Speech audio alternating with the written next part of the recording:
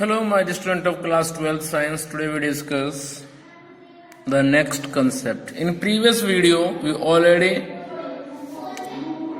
discussed the topic how we can open or how we can expand a determinant which contain a square form 3 by 3, 2 by 2, 4 by 4 and so on. So now we discuss the some properties of determinant. अभी हम discuss करेंगे determinant की कुछ properties and the first property of determinant is if any two row और any two column of a determinant is identical. Determinant के अंदर यदि कोई दो रो या फिर उसकी कोई दो कॉलम सेम हो जाए then the value of that determinant will be exactly 0। हम उसको एक्सपेंड नहीं करेंगे। जो प्रॉपर्टी आपको मैं बता रहा हूं, इन प्रॉपर्टी को यूज करने से किसी मैट्रिक्स का इवेल्युएशन, उस मैट्रिक्स को जो वैल्यू आप निकालते हैं वो आसान हो जाती है निकालनी। ठीक है, with the help of these properties. So property 1,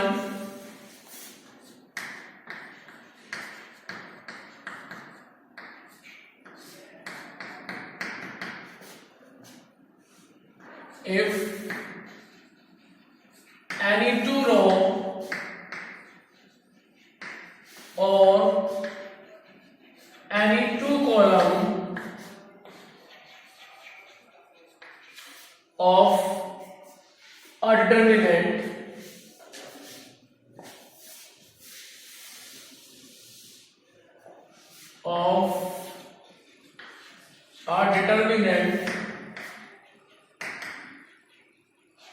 are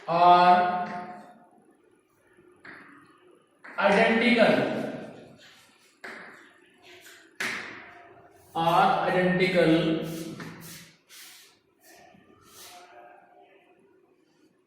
then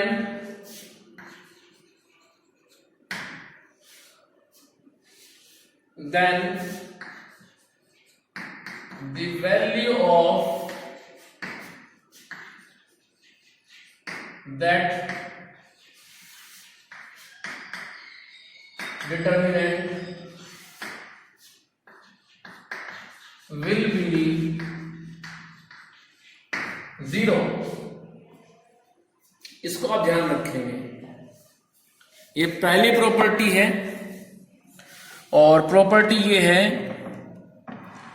if any two row or any two column of a determinant are identical, then the value of that determinant will be exact 0.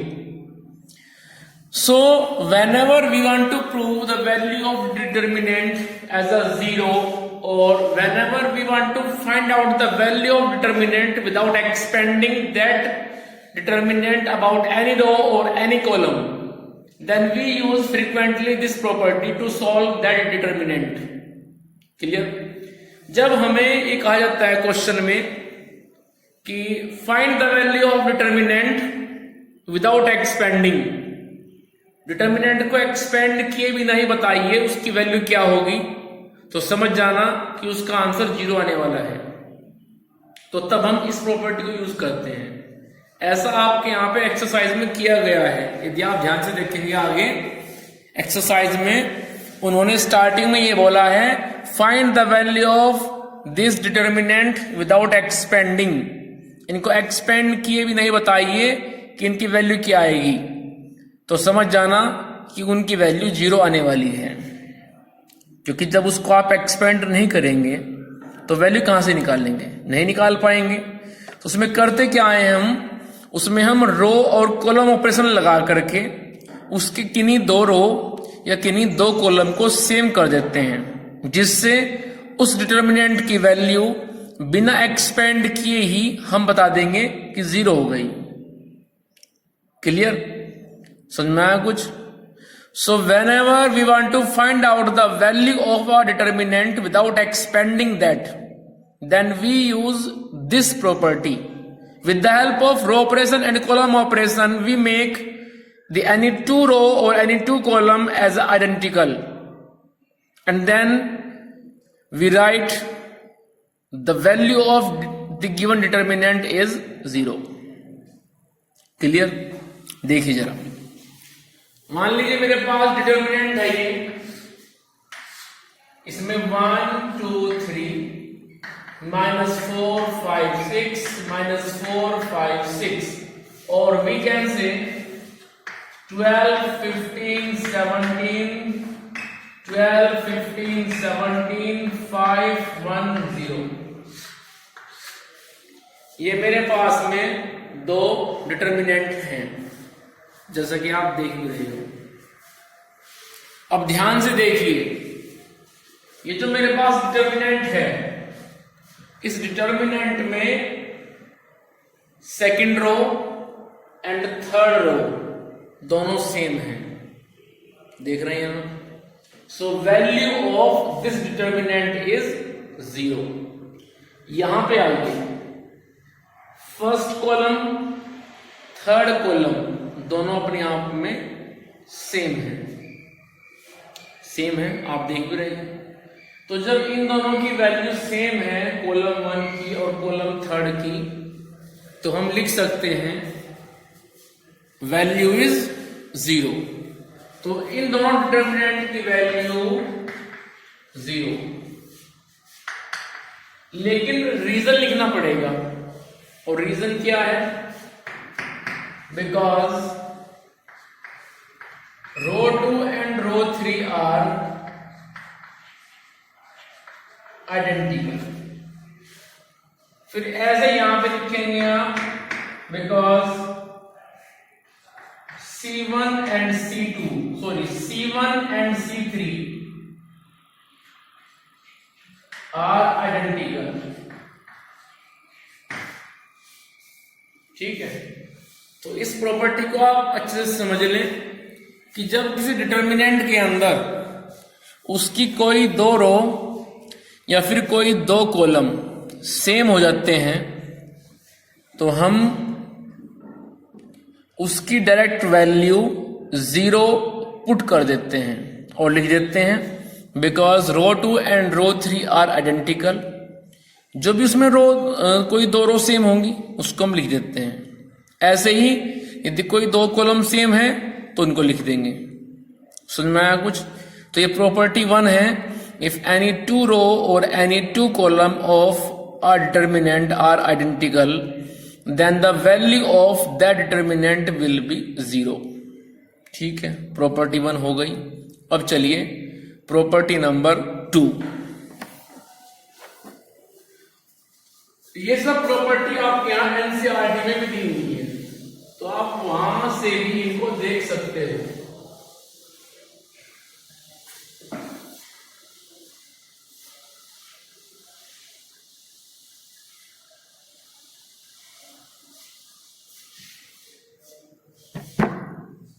चलिए property 2।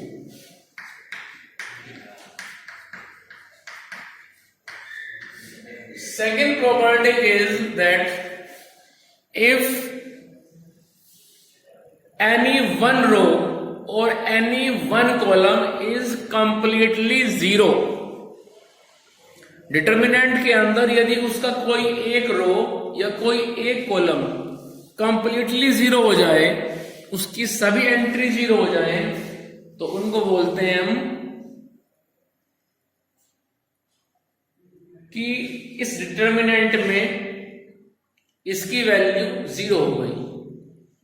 ठीक है, तो determinant में ध्यान रखना है, if any one row और any one column is completely 0 means all entries of that row और we can say all entries of that column is 0, then value of that determinant will be 0।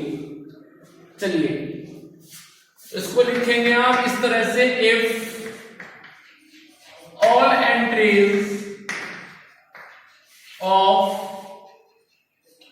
Any one row और any one are 0, then value of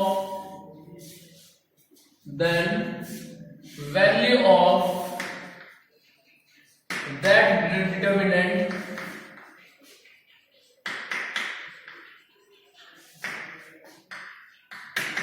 will be 0. मान लीजिए मेरे पास determinant है, उसमें 1 2 -3 4 5 -6 7 0 0 0. ध्यान दें आप कॉलम थर्ड पे C3 पर, all entries of C3 are 0, so value of this determinant will be 0. ठीक है, चलिए आगे लेके चलते हैं आगे. Suppose we have another determinant B like this 0 0 0 4 -5 6 7 -8 9. Then the value of this determinant is also 0. ये बात आप ध्यान रखें. रीजन क्या लिखेंगे आप? रीजन लिखेंगे यहां पे बिकॉज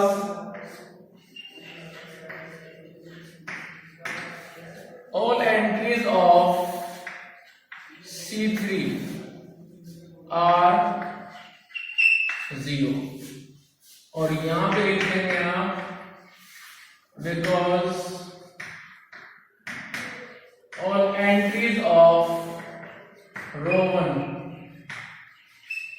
are 0. तो इस तरह से आप ध्यान रखेंगे. क्लियर है? ये प्रॉपर्टी भी हम बहुत यूज करते हैं जब डिटर्मिनेंट की वैल्यू 0 प्रूव करनी होती है या फिर डिटर्मिनेंट को एक्सपेंड किए बिना ही बताना पड़ता है कि उसका आंसर क्या होगा. तो हम पहली प्रॉपर्टी और सेकंड प्रॉपर्टी, सेकंड जो आप देख रहे हैं बोर्ड पे वो, फर्स्ट जो हम पढ़ चुके हैं वो, इन दोनों प्रॉपर्टी को हम यूज करते हैं क्योंकि आप जानते हैं डिटर्मिनेंट को विदाउट एक्सपेंड किए उसकी वैल्यू को नहीं निकाला जा सकता. लेकिन क्वेश्चन आएगा without expanding find the value, तो आप वहां पे समझ जाना कि इस डिटर्मिनेंट की वैल्यू 0 आएगी.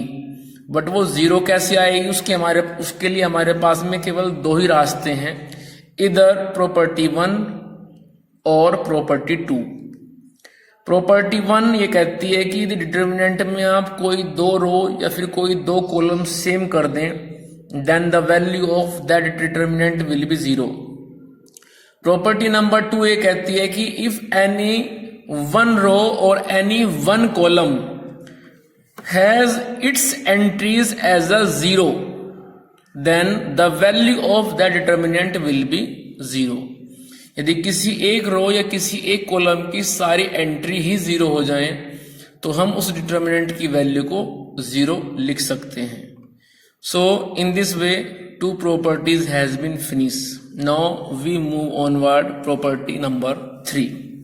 चलिए आगे.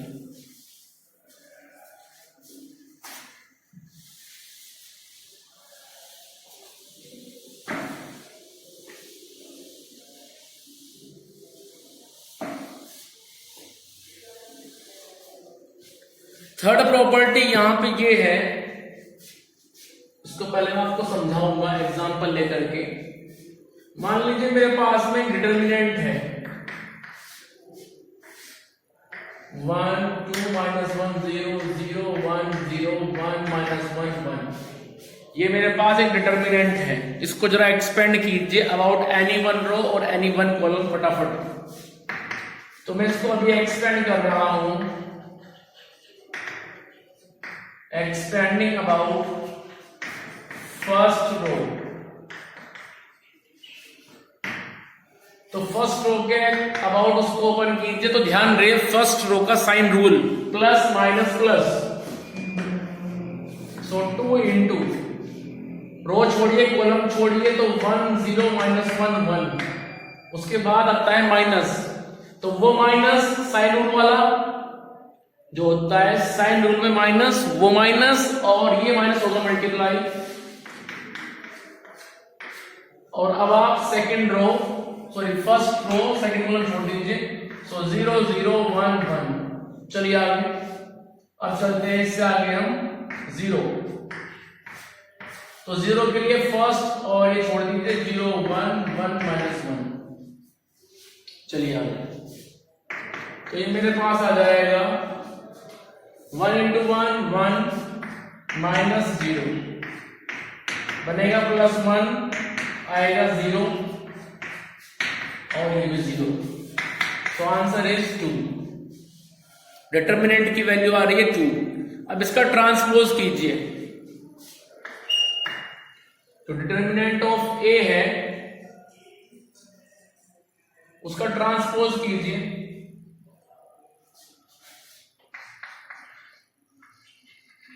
ट्रांसपोज ऑफ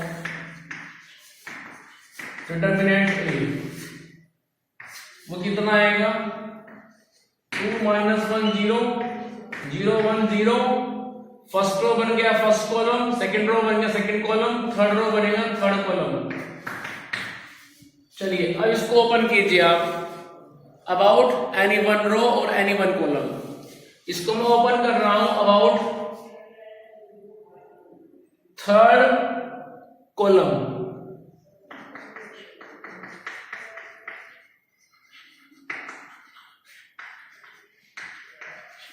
एक्सपेंडिंग अबाउट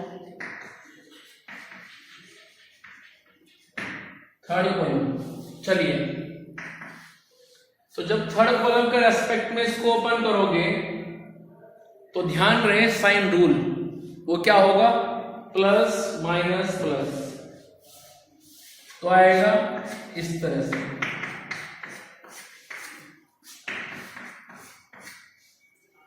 तो चलिए, 1 के लिए कॉलम थर्ड छोड़िए, रो 1 छोड़ दीजिए, तो बचेगा -1 1 0 0। उसके बाद में आएगा, अब इस एलिमेंट के लिए आप रो 2 छोड़िए, कॉलम थर्ड छोड़िए, 2 0 0 0।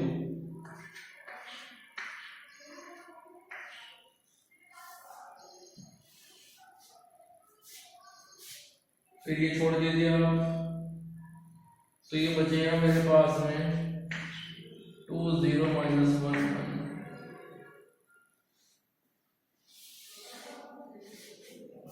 चलिए आगे, तो ये मेरे पास आएगा 1, ये बन गया +1, लेकिन अंदर से आएगा 0, और ये पहली जो डिटर्मिनेंट है ये भी 0 हो जाएगी, इसमें भी 0 आएगा। This into this 0 minus this into this 0। उसके बाद यहां से बनाया, बट यहां से 0 0 आएगा, this into this 0 this into this 0।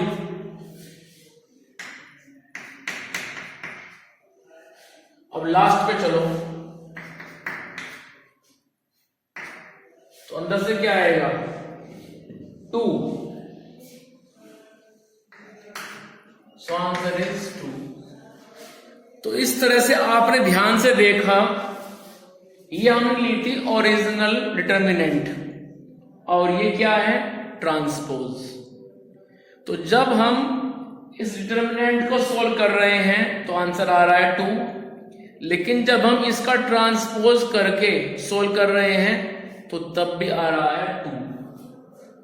It means यहां से आपने एक बात सीख ली, वो बात ये है कि जब आप डिटर्मिनेंट में उसको एक्सपेंड करते हैं before the transpose and after the transpose, तो वैल्यू सेम आती है। समझ में आया कुछ? दोबारा फिर समझ लीजिए, सुन लीजिए। जब किसी डिटर्मिनेंट को आप एक्सपेंड करते हैं, उसकी वैल्यू को निकालते हैं, तो वो वैल्यू और ट्रांसपोज करने के बाद जो डिटर्मिनेंट मिलती है, उसको ओपन करके जो वैल्यू मिलती है वो, ठीक है, before transpose and after transpose the value of determinant will be unchanged. ठीक है, समझ में आया कुछ? तो इस प्रॉपर्टी को हम कैसे लिखेंगे वो देखिए जरा। Property number 3,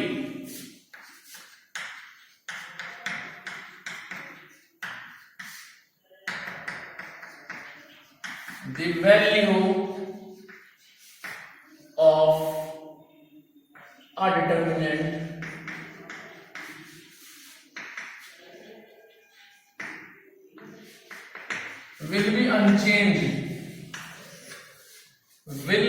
unchanged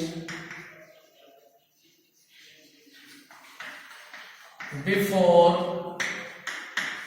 the transpose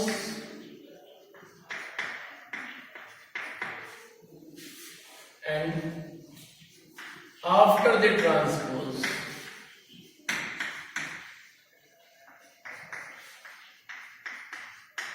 of that determinant.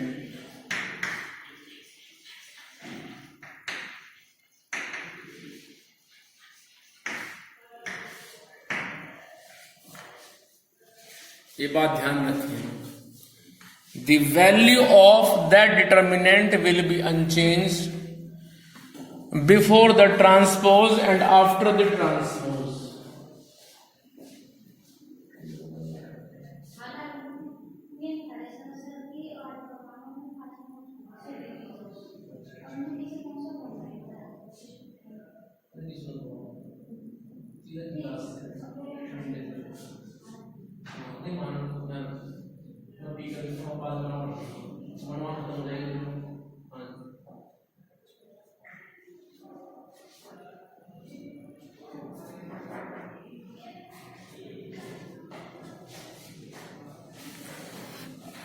तो ध्यान रखें आप इस प्रॉपर्टी थर्ड को कि ट्रांसपोज करने से पहले और ट्रांसपोज करने के बाद जो वैल्यू मिलती है डिटर्मिनेंट की वो टोटली अनचेंज रहती है।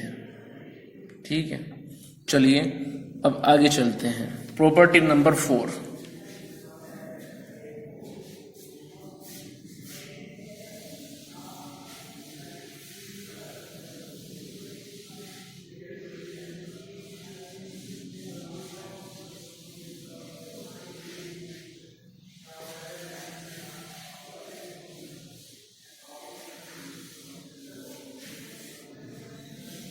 प्रॉपर्टी नंबर 4 ये है, सुनो ध्यान से।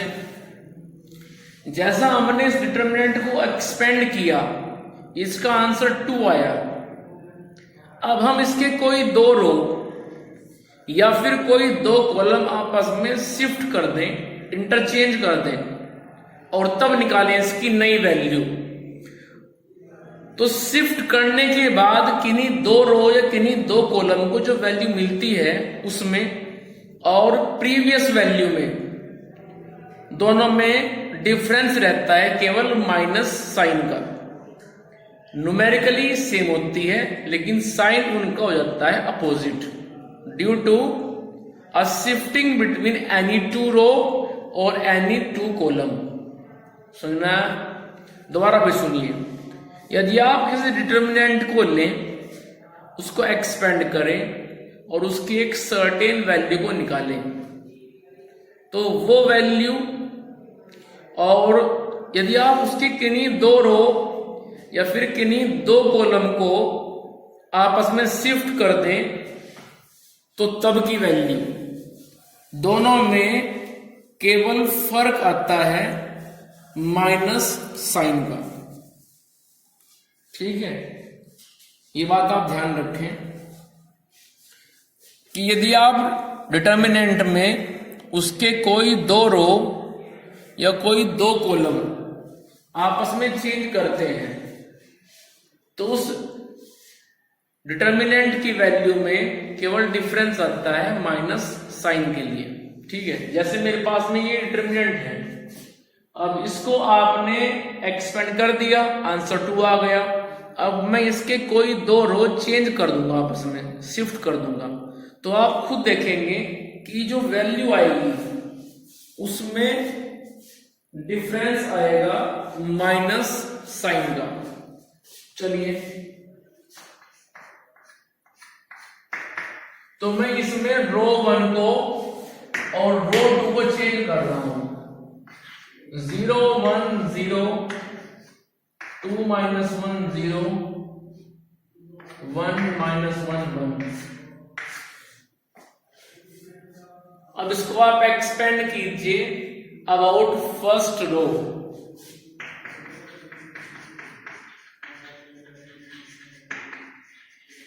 एक्सपेंडिंग अबाउट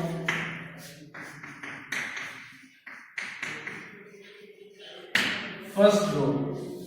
फर्स्ट रो के रेस्पेक्ट में इसको आप एक्सपेंड कर दीजिए, तो मुझे मिलेगा 0 इंटू, फर्स्ट रो के लिए होता है sign rule plus minus plus, so plus 0 फिर माइनस 1 आएगा और फिर 0 आएगा। तो इस 0 के लिए आप कॉलम छोड़ दीजिए, रो छोड़ दीजिए, तो बचता है -1 0 -1 1। उसके बाद में -1, इसके लिए कॉलम 2 छोड़िए, रो 1 छोड़ दीजिए, तो 2 0 1 1। उसके बाद में 0 के लिए आप ये छोड़िए 2 माइनस 1 1 माइनस 1। ठीक है भाई, चलिए, तो यहां से वैल्यू 0 आएगी, उधर से वैल्यू 0 आएगी, तो सिर्फ आंसर यहां से आएगा। कितना आएगा वो भी देख लीजिए आप, -1 और 2 1 जा 2 माइनस 0, तो ये आ जाएगा -1 इंटू 2 मीन्स -2।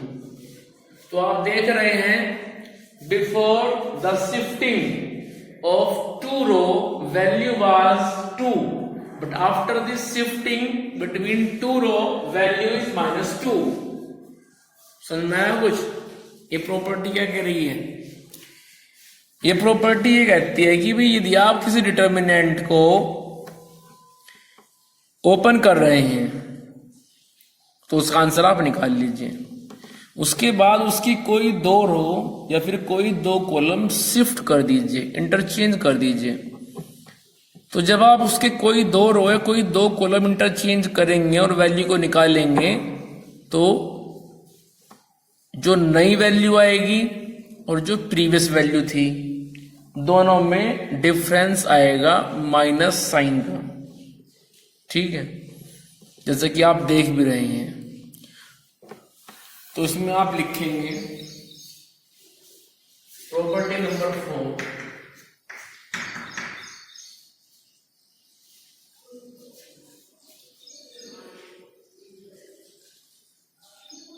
इस प्रॉपर्टी को आप ऐसे लिखिए, the value of determinant before interchange any 2 row or any 2 column, and after interchange any 2 row or any 2 column will be equal, but the difference will be only in negative।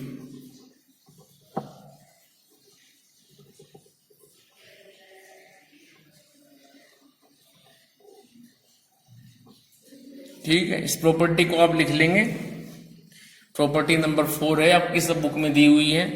इससे आगे जो property बचती हैं आपके यहाँ पे, उनको हम डिस्कस करेंगे नेक्स्ट वीडियो में, और फिर हम क्वेश्चन भी करेंगे आगे।